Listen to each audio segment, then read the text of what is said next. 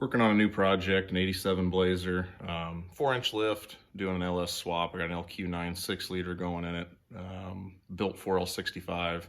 Keeping the 208 transfer case. Big problem with these things is the actual frame breaks where the steering box is. So what we did here is take the steering box off. Pretty straightforward, 4 bolts, cleaned up the steel. Rough Country has a kit that is 2 plates will bolt up to the frame. You weld it in and reinforce it. Just makes it a heck of a lot stronger. Pretty much what I did was cleaned up both sides, both surfaces, and we'll use a cold galvanizing compound just for a little bit more rust protection on the bare metal, since we're gonna be sandwiching it together and not full welding it. Try to keep rust down to a minimum. We'll paint everything up nice after it's done. So step 1 is get it all cleaned up, galvanize it and let it dry. Then I'm gonna bolt the plate together and I'll be back in just a moment. Now it's all dry. Got the plate bolted in.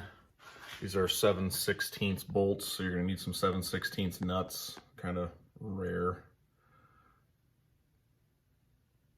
Definitely gonna want a couple big C-clamps. Get it nice and tight to the frame. Measured the steel. This is the bottom plate, and it's about 3mm thickness. Looking that up, it should be about an 11 gauge. So we're gonna set the welder to 10 gauge. I'm using a Lincoln welder here.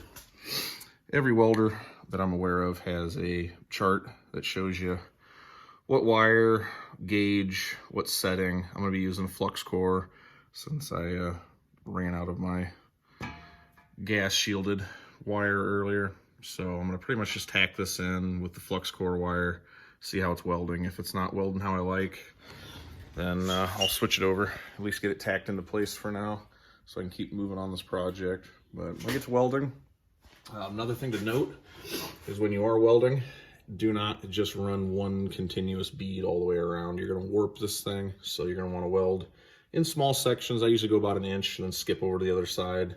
Then we'll skip over to the front, give it time to cool. You don't want to warp it, and that would be a real bad deal.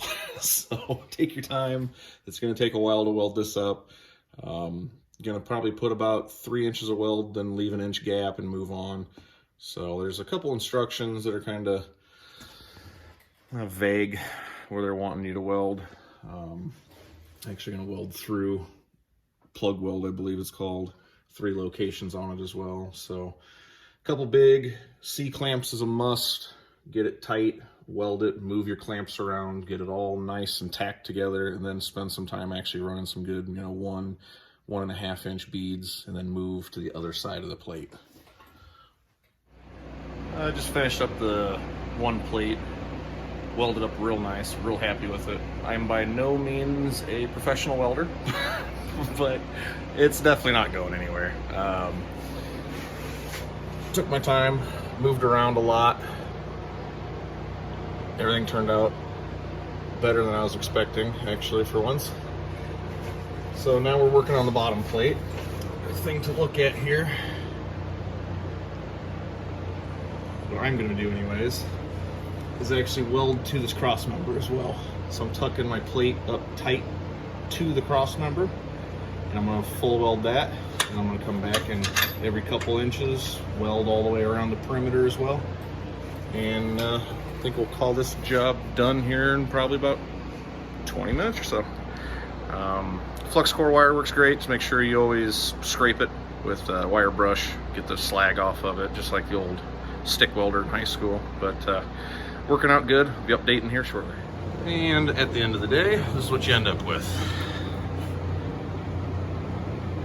Spent a lot of extra attention around where the bolts are. Made sure I had good welds across the top of everything. Backside, you can actually see the penetration burning through the original frame, so we know we're good there. I gave it a good weld to that cross member, tied everything together.